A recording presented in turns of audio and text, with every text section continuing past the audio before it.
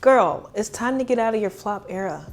Welcome to my channel. My name is Mariah. If you don't know me, I like to make videos about life, self-improvement, and how we can just be a better version of ourselves, because life be life, and sometimes it's too much. But think of me as your online bestie who helps you get through any and everything, and I'm always that person that you can have in your corner who's secretly rooting for you.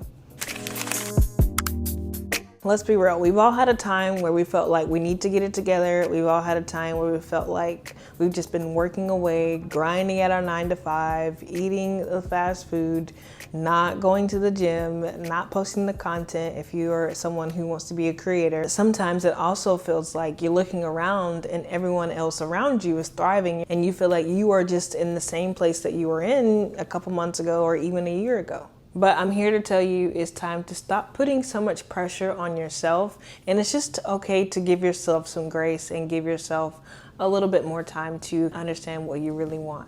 In life, we are conditioned to think that success is linear. You work hard, you see results, that's the end.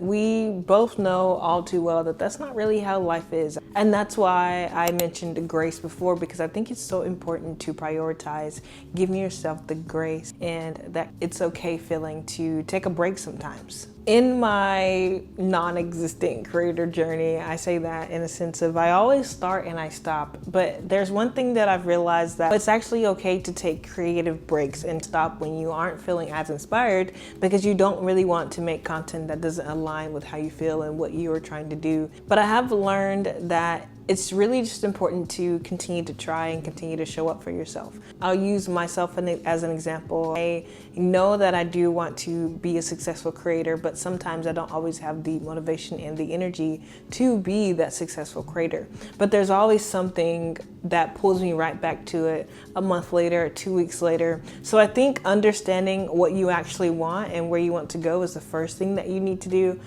And if you keep coming back to something, then there's a clear sign that that's something that is meant for you. But you just have to figure out what disciplinary things I can do to make myself be more, what's the word I'm looking for?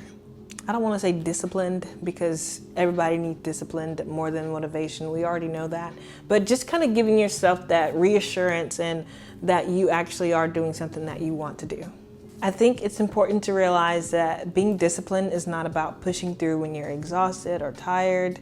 I think it's more about creating those smaller habits that really get you 1% closer each day. For me, that looks like having a journal where I recreate a weekly schedule every single Sunday. Because for me, if I try to do something for an entire month, I'm overwhelmed, I don't want to do it, I usually don't finish it. Any sort of month plan, for some reason, I just can't complete it. But I do feel like once I give myself daily tasks, weekly tasks, that is something that's a bit more manageable, especially if you are someone that has a 9 to 5 career or job. When you get off work, you don't want to talk to a camera. When you get off work, you don't want to go to the gym, right? You don't want to work out. You don't want to do all that. You don't even want to cook food. I know I don't. It could be as simple as meal prepping on a Sunday. It could be as simple as being intentional with the food you are eating. Maybe you can't meal prep for the whole week, but you can eat a salad. You don't have to eat fried food every day. I'm kind of talking to myself there. But moving forward, if you realize that this is something that is not working for you, don't be afraid to get another plan or a better plan. Oftentimes we stick with something that is not really aligning with us, and we sometimes feel it, but we think, well, I'm just going to continue to push through and then I'll make it on the other side.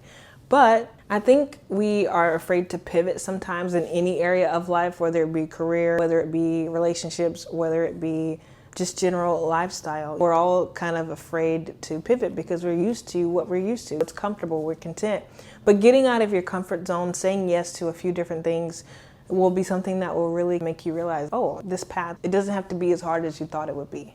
Another important thing for getting out of your flop era, I think it's more so about surrounding yourself with resources and people that make you feel happy, motivated.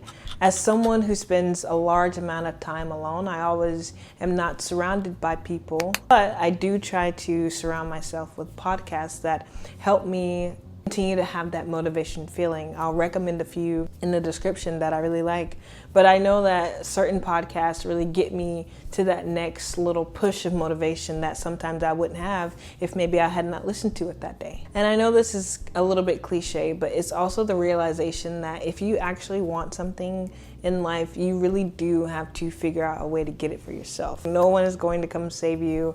I'm learning that out the hard way, and it's fine. Everyone has their own journey, but knowing that you need to save yourself and you need to be there for yourself is one of the most important things, because how can you expect someone else to show up for you if you aren't even keeping the promises that you've made to yourself? That's one thing I realized. I can't ask people to come support me and come follow me if I'm not even upholding my end of the bargain. Same goes for you. If there's something that you want to do and you're wanting to support but you're not backing that up, then how would someone even trust you in doing that? So having that trust in yourself is another thing that is going to get you out of your flop era.